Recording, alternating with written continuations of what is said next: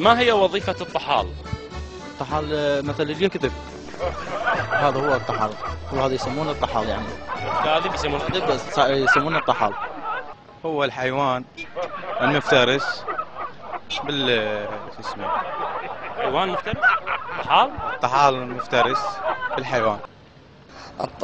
الطحال يعني كلمة هي أصلا يعني كلمة هي مو زينة، تستخدم الألفاظ مو زينة.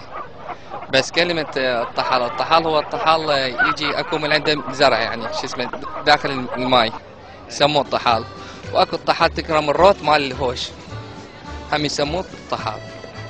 بالنسبة للطحال هي بالنسبة لهاي السوائل يسحبها يا سوائل سوائل مثل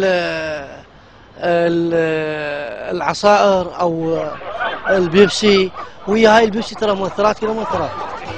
شنو وظيفة الطحال الموجود بالجسم؟ شنو يعني وظيفته؟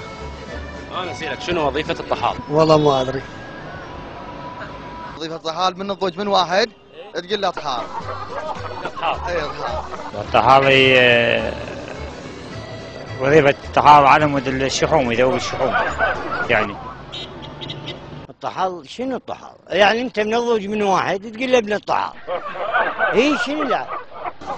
ما هي وظيفة الطحال؟ صاين صراع بالبطن. الطحال